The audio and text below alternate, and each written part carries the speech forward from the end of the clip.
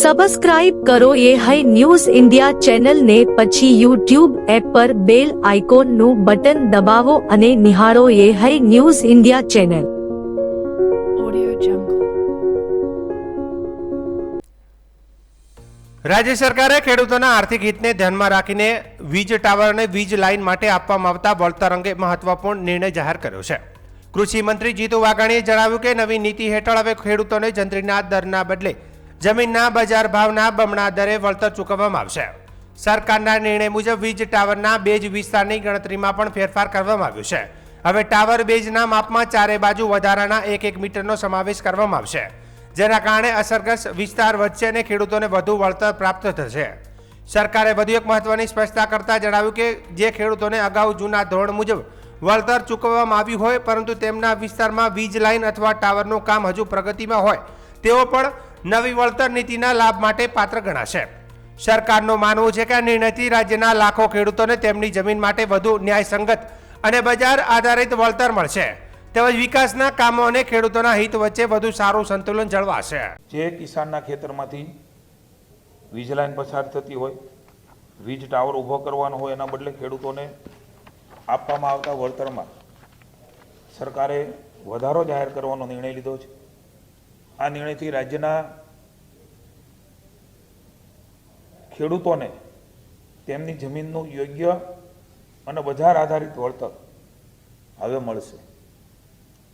ખેડૂતોના ખેતરમાંથી પસાર થતી વીજ લાઇન માટે અત્યાર સુધી ખેતરમાં વીજ પોલ કે લાઇન નાખવા માટે ખેડૂતોને જંત્રીના બમણા લેખે વળતર ચૂકવવામાં આવતું। જે રજૂઆતો મળી એમાં માનનીય મુખ્યમંત્રીશ્રી ખૂબ સંવેદનાથી જ્યારથી પણ આ વિષય નીકળ્યો છે ત્યારથી અમને સૂચનાઓ આપી છે, તંત્રને કહ્યું છે ખુલ્લા મનથી ખેડૂતોનું હિત એ હંમેશા પ્રાથમિકતા ભારતીય જનતા પાર્ટીની રહી છે। બનાસકાંઠાના બહુચર્ચિત એનડીપીએસ કેસમાં પાલનપુરની એડિશનલ સેશન કોર્ટે મહત્વનો ચુકાદો આપ્યો છે। 256.890 ગ્રામ હેરોઇનની હેરાફેરીના ગુનામાં દોષિત ઠરેલા 2 આરોપીઓને કોર્ટે 20 વર્ષની સખત કેદની સજા તેમજ પ્રત્યેકને 2 લાખનો દંડ ફટકાર્યો છે। આ કેસમાં દોષિત ઠરેલા આરોપીઓ પરેશકુમાર ભરતભાઈ ઠાકોર વાડી રોડ ડીસા અને મનોજકુમાર મુકુંદગીરી ગોસ્વામી સિંધી કોલોની ડીસા છે। પ્રાપ્ત માહિતી અનુસાર 16 ઓગસ્ટ 2024ના રોજ ધાનેરા હાઈવે 3 રસ્તા નજીક વાહન ચેકિંગ દરમિયાન એસઓજી પોલીસે એક રિક્ષા અટકાવી હતી। તપાસ દરમિયાન આરોપીઓ પાસેથી 256.890 ગ્રામ હેરોઇન મળી આવ્યું હતું, જેની અંદાજિત કિંમત ₹12,84,450 હતી।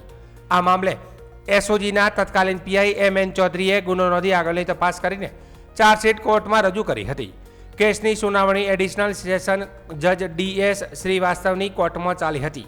સરકારી વકીલ ડીકે પુરોહિતે આશરે 70 દસ્તાવેજી પુરાવા રજૂ કર્યા હતા, જેના આધારે કોર્ટે બંને આરોપીઓને દોષિત ઠેરવ્યા હતા। આ જ કેસમાં અન્ય 3 આરોપીઓ અનિકેત ઠાકોર, પ્રવીણ ઠાકોર અને ભરતજી અર્જનજી ઠાકોરને પૂરતા પુરાવાના અભાવે શંકાનો લાભ આપીને નિર્દોષ મુક્ત કરવામાં આવ્યો છે।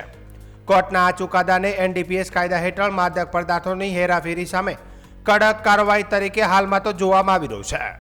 તારીખ 16/8/24ના રોજ એસઓજી સ્ટાફના માણસો ધાનેરા ટાવર 3 રસ્તા પાસે વાહન ચેકિંગ દરમિયાન એક રિક્ષા આવતા શંકાસ્પદ લાગતા એને ચેક કરતા રિક્ષામાં જે ચાલક પરેશ કુમાર ઠાકોર તથા મનોજ મુકુંદર ગોસ્વામી બંનેને ચેક કરતા એમની પાસેથી 12,84,450નું હેરોઇન માદક પદાર્થ મળી આવેલ, જે આધારે પીઆઈ એસઓજી એમજે ચૌધરીએ કાર્યવાહી કરતા અન્ય આરોપી અનિકેત તથા પ્રવીણભાઈ ઠાકોર અને ભરત અર્જનજી ઠાકોર સહ આરોપી તરીકે મળી આવેલા અને તેઓને પુરાવો પડતા ચાર્જશીટ કરેલું।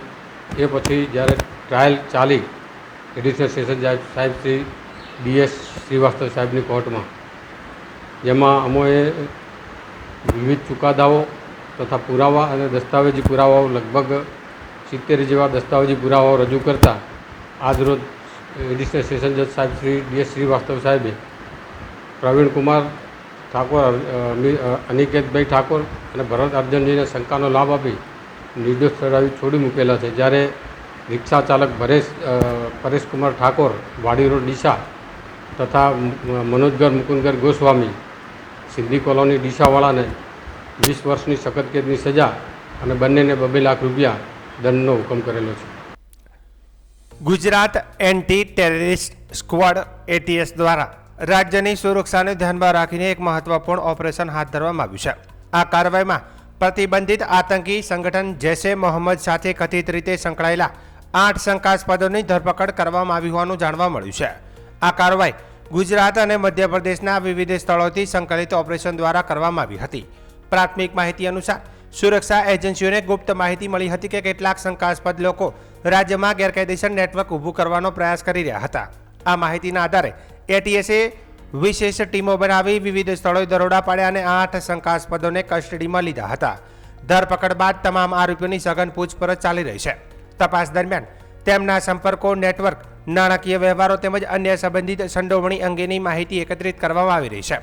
તપાસ એ દિશામાં પણ આગળ વધી રહી છે કે તેમને કોઈ સ્થાનિક મદદ મળી હતી કે નહીં અને અન્ય કોઈ વ્યક્તિ અથવા જૂથ સાથે તેમની કડી જોડાયેલી છે કે નહીં. અધિકારીઓ તરફથી અત્યાર સુધી સત્તાવાર રીતે તપાસ સંબંધિત મર્યાદિત માહિતી જાહેર કરવામાં આવી છે. તપાસ ચાલુ હોવાથી વધુ વિગતો બહાર આવવાની શક્યતા છે.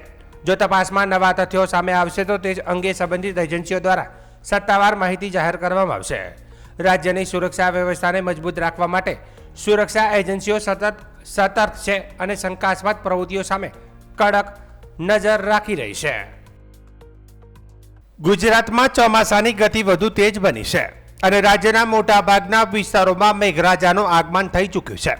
હવામાન વિભાગે આગામી 3 દિવસ દરમિયાન રાજ્યના વિવિધ ભાગોમાંથી ભારેથી અતિભારે વરસાદની આગાહી સાથે રેડ, ઓરેન્જ અને યલો એલર્ટ જાહેર કર્યું છે.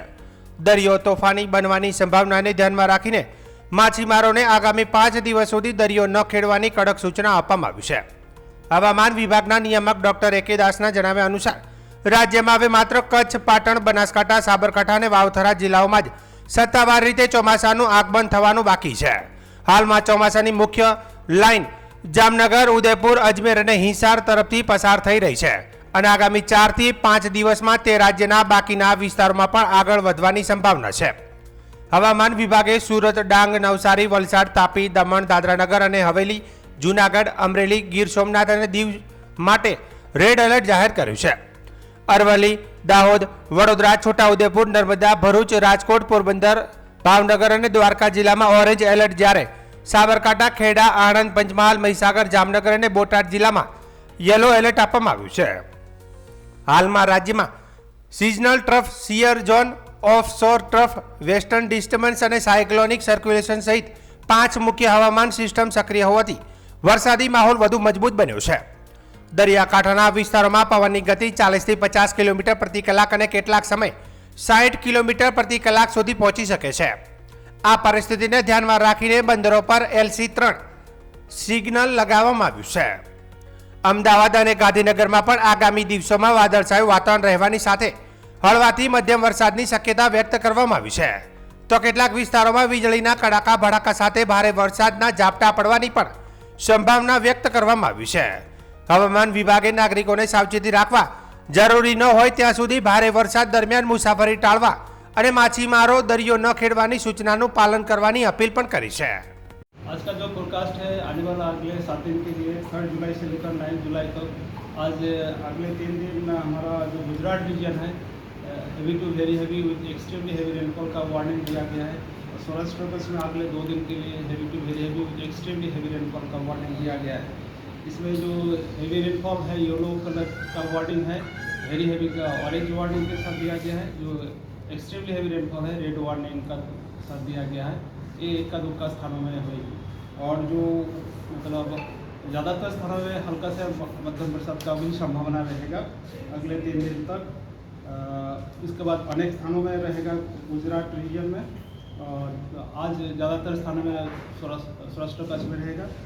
उसके आगे अनेक स्थानों में अगले 3 दिन तक अनेक स्थानों में हल्का से मध्यम बरसात का भी संभावना रहेगा. आज जो district extremely heavy rainfall red warning के साथ दिया गया है गुजरात रीजन में सूरत, डांग, नवसारी, वलसाड, तापी, दमन, दादरा नगर हवेली के लिए दिया गया है.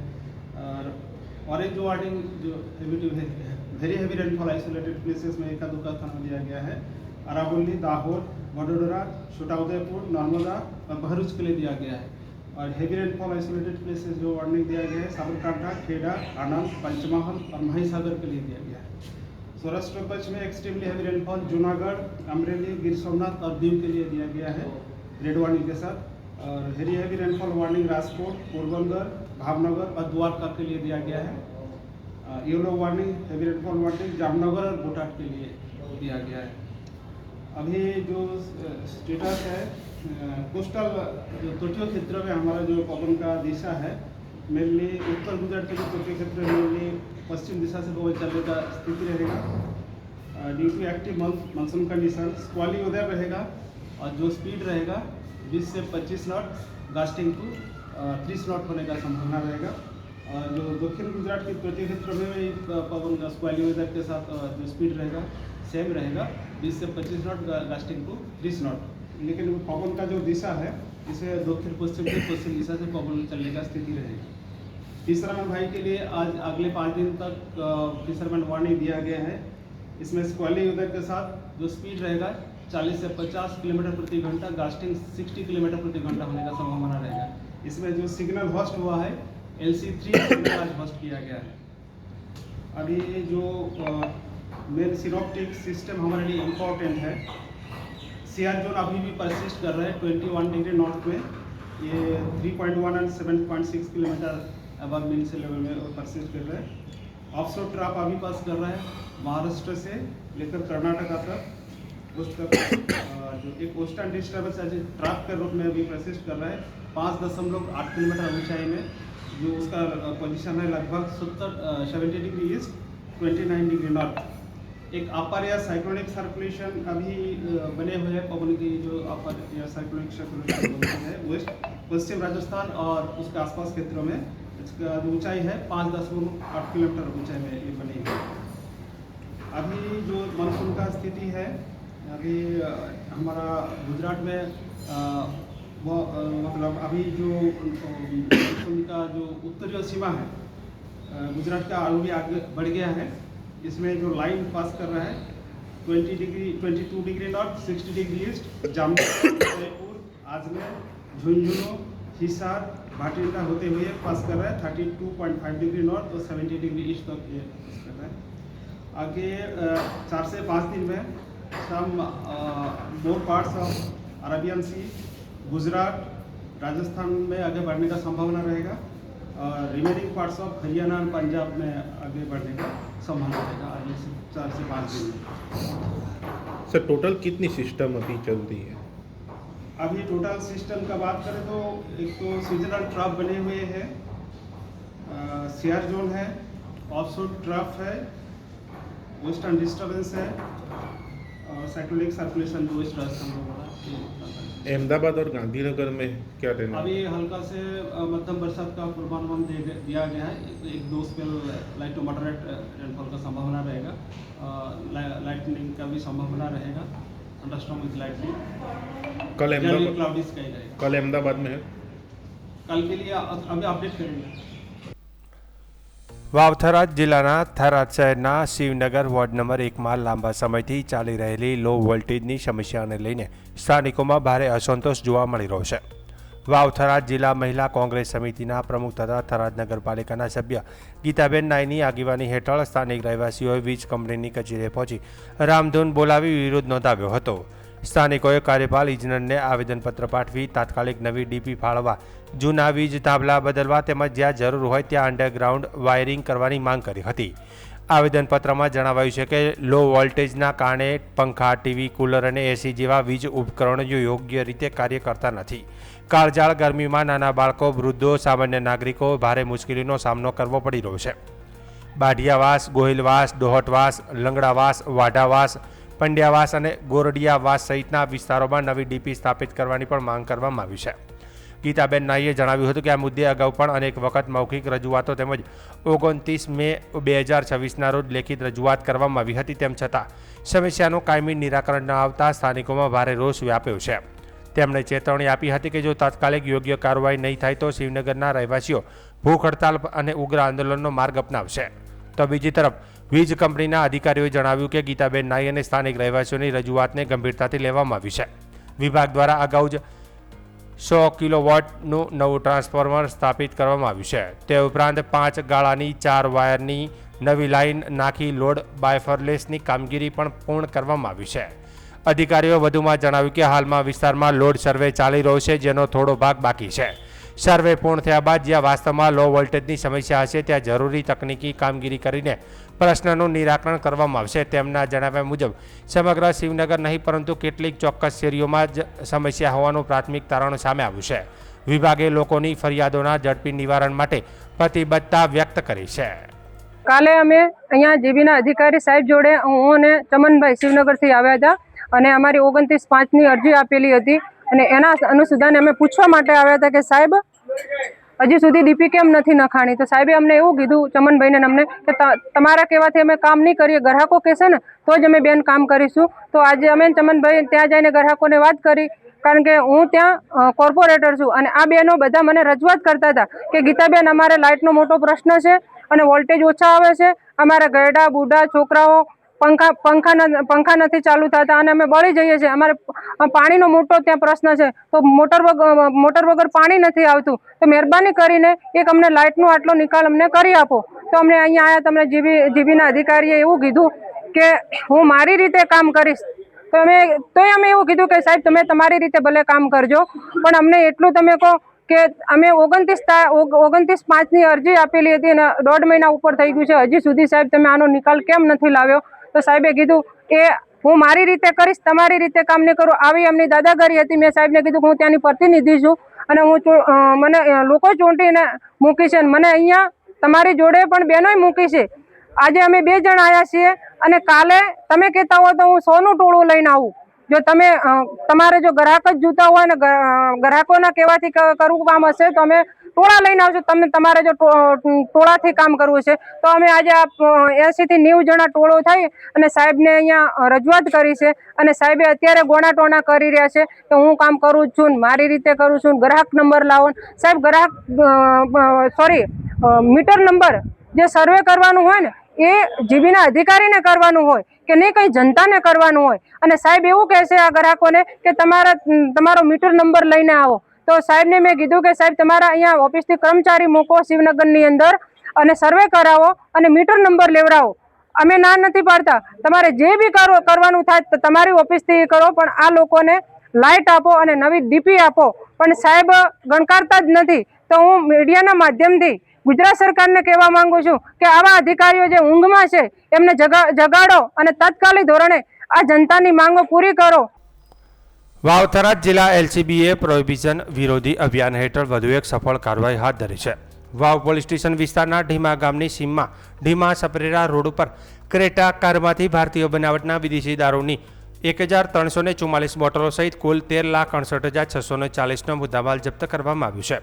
પોલીસ મહાનિરીક્ષક પરીક્ષિતા રાઠોડ, બનાસકાંઠા રેન્જ પાલનપુર તથા વાવ થરાદ જિલ્લાના પોલીસ અધિક્ષક ચિંતન તેરૈયાના માર્ગદર્શન હેઠળ જિલ્લામાં દારૂ અને જુગાર જેવી ગેરકાયદેસર પ્રવૃત્તિઓ સામે કડક કાર્યવાહી ચાલી રહી છે.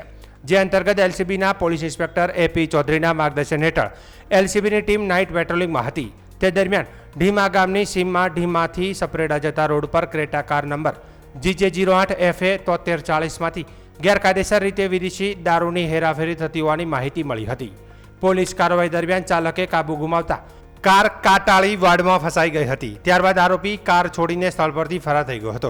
પોલીસે કારની અંદરથી 1344 વિદેશી દારૂની બોટલો જેની કિંમત 3,68,640 છે તેમજ 10 લાખની ક્રેટા કાર મળી કુલ 13,68,640નો મુદ્દામાલ કબજે કર્યો છે.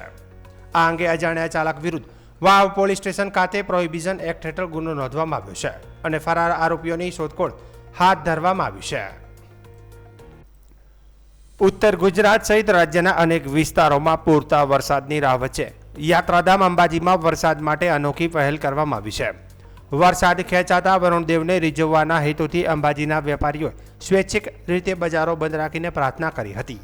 બજારો બંધ રહેવાના અહેવાલો ઝડપથી પ્રસરી જતા અંબાજી મંદિરમાં પણ યાત્રિકોની સંખ્યામાં નોંધપાત્ર ઘટાડો નોંધાયો હતો. તો બીજી તરફ અંબાજી સહિત આસપાસના શિવાલયોમાં ભક્તો સારા વરસાદ માટે વિશેષ પ્રાર્થના કરતા જોવા મળ્યા હતા.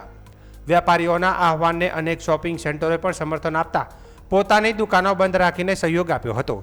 જોકે શાળાઓ અને નિયમિત ચાલુ હોવાથી વનભોજન માટે આવતા વિદ્યાર્થીઓ અને વાલીઓના કારણે કેટલાક વેપારીઓ મૂંઝવણમાં મુકાયા હતા. સ્થાનિકોમાં આશા વ્યક્ત કરવામાં આવી છે કે પ્રાર્થના અને ધાર્મિક આસ્થાના આ પ્રયાસો બાદ વરુણદેવ મહેરબાન થશે અને વિસ્તારમાં સારો વરસાદ વરસશે. અંબાજી સરપંચ દ્વારા આ ઉજવણી માટે એક સંદેશો પાઠવેલ, જેના કારણે અંબાજી આજે સદંતર બંધ રાખી ઉજવણી કરવા માટે કરેલ છે. અને અંબાજીમાં વર્ષોથી એવી માન્યતા છે કે જ્યારે ઉજવણી કરીએ ત્યારે જ વરસાદ આવે.